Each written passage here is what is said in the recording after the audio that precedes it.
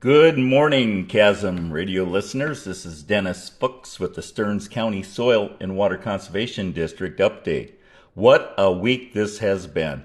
We've gone from the third snowiest winter to one of the warmest weeks on record, with temps in the mid-80s and lots of snowmelt occurring.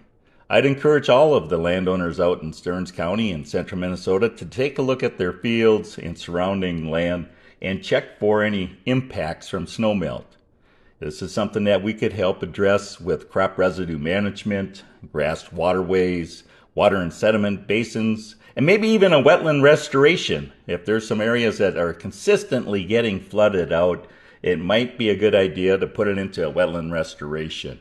These are just some of the things that we can help you with. And if you have any other concerns, such as stream bank erosion, lakeshore erosion, we can also assist with those projects. So take a look at your property once the floods recede and let us know if you need some assistance, and we'll try to get out there and take a look at what we can do to solve the problem. That's what we do here at the Soil and Water Conservation District.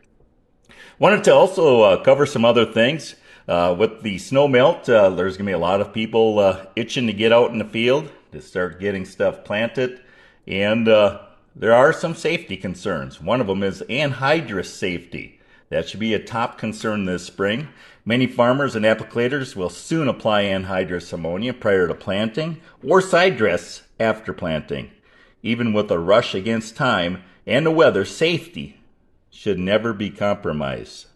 Accidents involving anhydrous ammonia have proven how dangerous and deadly the chemical can be when not handled properly.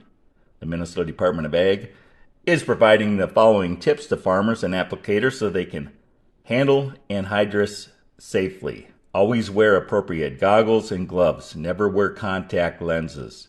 Be sure to have a clean, adequate emergency water supply of at least 5 gallons.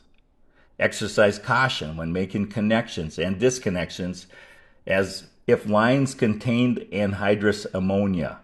Stand upwind when connecting, disconnecting bleeding lines, or transferring ammonia. Also close, bleed, disconnect, and secure valves and transfer lines when taking breaks or disconnecting lines. And be sure to handle hose and valves by the valve body. Position equipment away and downwind from homes and people and livestock. Safety is also key to those maintaining anhydrous ammonia equipment. Never assume the ammonia lines are empty. Always wear proper protective equipment and have access to safety water. When towing a nurse tank down the road, drive sensibly. Do not go any faster than 30 miles per hour. And display a slow-moving vehicle emblem visible from the rear. And be sure the tank is secured to the tractor or truck with 2 separate independent chains that supplement the hitch system. If an accident occurs, immediately call 911 and then the Minnesota duty officer at 1-800-422-0798. So once again, call 911 and then the Minnesota duty officer at 1-800-422-0798.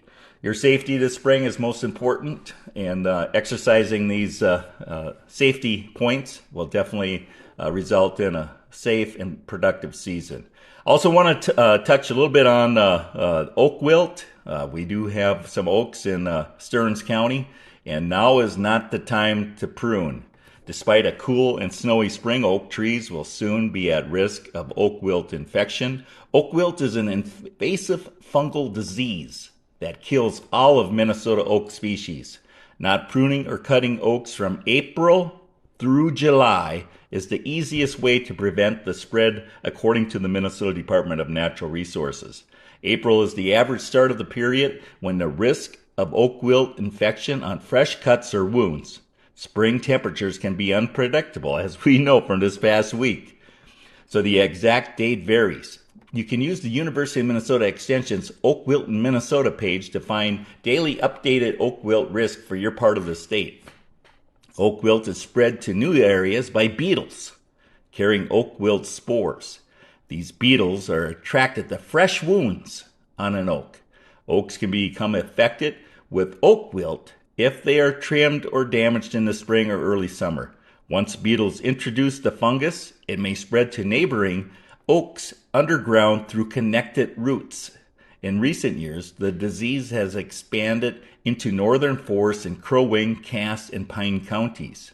Controlling oak wilt can be very expensive and often requires removing many dying and healthy oak trees to save others on a property. The good news is that by following pruning guidelines, people can reduce the spread of oak wilt in their yards, woods, and communities. So, if you're going to prune and cut oaks November through February, when there is no risk of oak wilt, residents must prune or cut oaks before July.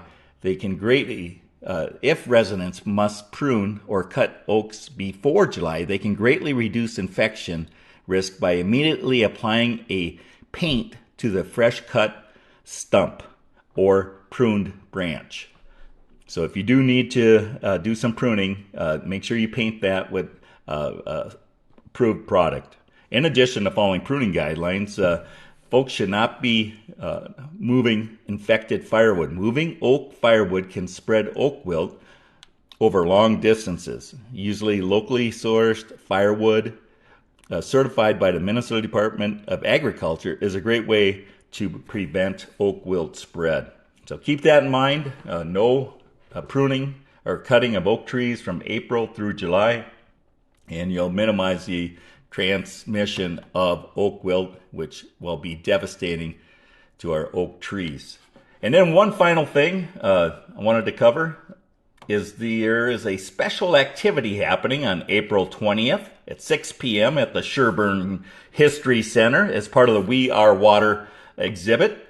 And they're going to have the lake detective, Steve McComas, and he's going to talk about harmful algae blooms. And he's going to talk about how they come about and what we can do to prevent it. And I can tell you right now, one of the things that helps prevent algae blooms is to keep our nutrients on our fields and out of our lakes. And you spend money to get fertilizer on your fields and in your gardens, and you want to make sure it stays there and doesn't flow off with snowmelt into our surface waters such as rivers, lakes, and streams. The lake detective Steve McComas is an aquatic scientist that has been working on lakes to understand and solve lake problems for the past 35 years. He's written 2 books on lake management and has completed over 1,000 technical reports. You know, that's a lot of reports. Doggone it. He's also known as a lake detective. Steve writes a newspaper column for Outdoor News and is an occasional contributor to Joe Souchere's Garage Logic podcast and has appeared with Ron Schara on Minnesota Bound. Steve has a master's degree in environmental science and a master's degree in civil engineering and is owner of Blue Water Science, a 3-person lake management firm in St. Paul. So once again, this is going to be 5 to 6 p.m. Let me say that again. It'll be April 20th at 6 p.m. And that's at the Sherburne History Center, located in Becker, Minnesota. And if you have any questions on the event, don't be afraid to give our office a call at 321-251-7800, extension 3. That's it for today. I hope you have a great week. And this has been Dennis Fuchs with the Stearns County Soil and Water Conservation District Update.